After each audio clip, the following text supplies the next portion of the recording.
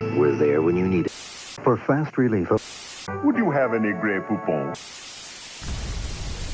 We all know what the problem is. It's equipped with a tough day, huh, kiddo? Must be double the price. Offer of millions for victims of a terrorist bombing brings a quick reaction, and the Expos power their way to a sweep of the... What do you want on your tombstone?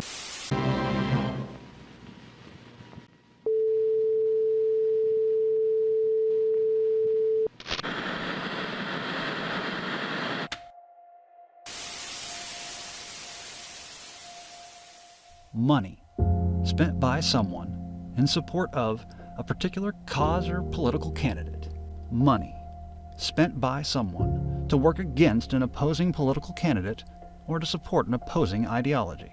Money spent by someone in support of a cause that stands antithetical to their own core ideals, simply because that group stands opposed to another candidate. Money spent by someone on both candidates in order to establish influence with elected officials, no matter who wins an election. Whether it's in the sunlight or through dark money methods, the results are the same.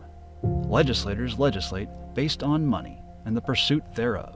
Of course, it would eventually lead to self-enrichment over the well-being of the nation. We are all but men, susceptible to fallacy and vice. In a system based on honor, it was only a matter of time. Without the financial support of the NRA, how many candidates over the course of the last 30 years would not have been able to run for office? How many successful candidates would have lost without that support? A generational powerhouse like the NRA falls due to the same vice, the same corrupt motives seen countless times before. Now, the recklessness of individuals at the top of that organization have put our lives in jeopardy by prioritizing money over safety. In order to strengthen their position, they've created a false equivalence between safety and disarmament, between our constitutional right and financial support for a non-profit organization. Talk about effective marketing. How much money did that cost? Money shapes the conversation. Money decides who is included in that conversation. Money informs you that there's a conversation to be had on the subject in the first place. Money is spent every day to make sure you don't realize that conversation even exists. Speaking on the issue of equal rights for women in September 2010, Justice Antonin Scalia said, "Certainly, the Constitution does not require sexual discrimination on the basis of sex. The only issue is whether it prohibits it. It doesn't. Nobody ever thought that that's what it meant. Nobody ever voted for that. You don't like the death penalty anymore? That's fine. The Constitution doesn't require it. It simply doesn't forbid it. If you want to eliminate it, vote to eliminate it. You want a right to abortion? To tell you the truth, there's nothing in the Constitution about that. But that doesn't mean you cannot prohibit it."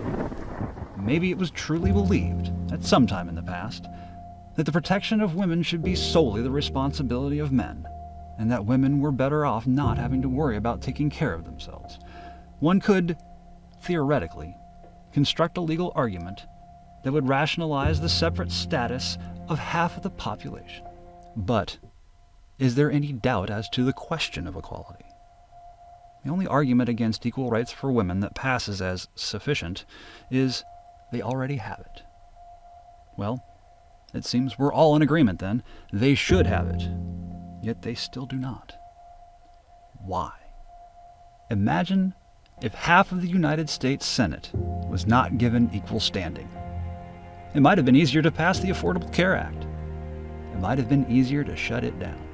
The effect of denying equality to half of the population is, it allows the continuation of agendas that are not in the interest of the people, but they are in the interest of people and organizations that would stand to lose money if the Constitution suddenly demanded women must have equal pay. Money should not define our legislative moral agendas.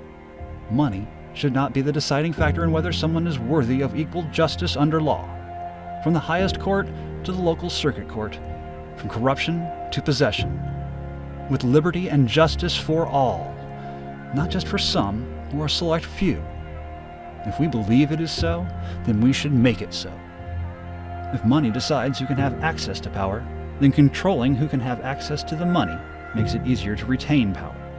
by redefining the electorate. People who are able to make more money will be able to live in certain areas where property values are higher, and those who cannot will live in other locations.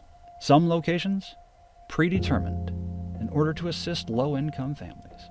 Locations that exist within or near already existing low-income neighborhoods. Now, add the ability possessed by legislators to redraw their own district lines every 10 years, and we can see where the problem lies.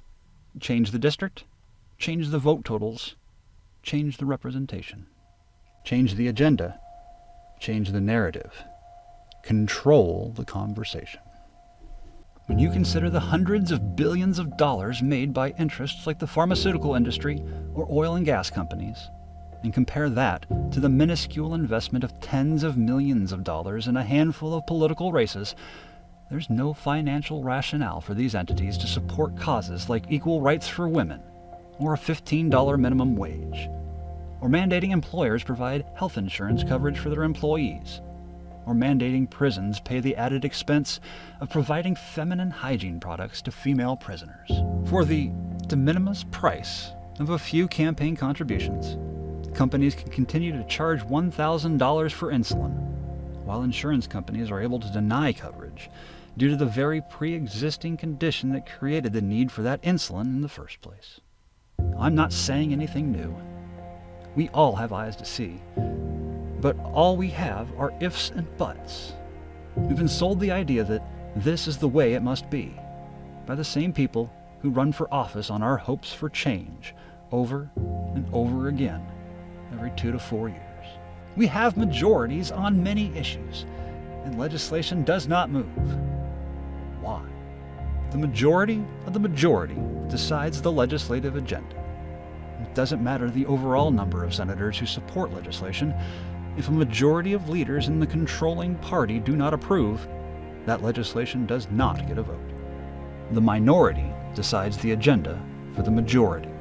And those leaders are there because they are the best fundraisers, able to secure re-election over multiple terms, having raised hundreds of millions of dollars for their political organization and their political party. And of course, it's all tax exempt. And he said, Ken, are you going to vote for the budget? And I said, no, I'm not going to vote for the budget. And he says, well, why aren't you going to vote for the budget? And I said, well, because it doesn't balance. He says, well, it balances in 10 years. And I said, how long have you been here? And he says, I've been here 12 years. I said, 10 years ago, did they tell you it was going to balance? He looks at me and he says, you're right, it never balances. That's leadership. That's leadership's representative telling me it never balances. I'm not seeking the presidency for recognition. I'm not doing this as a way to prove something. I'm doing this because I found the answer. I figured it out. I solved the problem. I decided to try to answer the question that no one seems to have been able to properly address. And now, knowing that it can be done, I see it as my duty to do everything I can to bring it to the attention of every American citizen. To be silent at this moment would be nothing short of surrender. The problem within our rule of law is clear to anyone who knows anything about our government. The problem is the corruption. Any system that allows the influence of money to determine who will be allowed to legislate for the rest of us will inevitably favor those with money over those without. The framers were right. This is an experiment. When our nation's existence is viewed in total as a set of facts and data, conclusions can be reached. Recommendations can be made. Our strength and security is ensured when every citizen is guaranteed access to the ballot. Any system that limits access or attempts to correct, distort, or interpret the will of the people is inherently susceptible to corruption. One citizen, one vote. Every citizen, every election. To remove the corruption from our system, we must have 100% taxpayer-funded federal elections. Remove the corruption. Restore honor in governance. Our intellectual debates are decided not by votes, but by who can raise the most money, who can excite the donors, then later rebrand or move toward the middle for the general election. A 20th century strategy employed within an 18th century electoral system, now being manipulated by 21st century technology. Where will it go from here? It is their right. It is their duty to throw off such government and provide new guards for their future security. We celebrate our Constitution not simply because it is ours.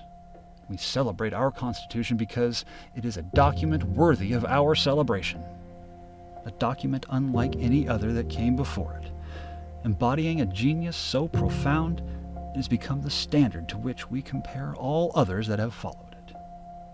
We now have what the founders did not. We have the data. We must celebrate because the experiment shows they were right. Today, we stand as proof. I'm Jack Charbonneau, and I approved this message.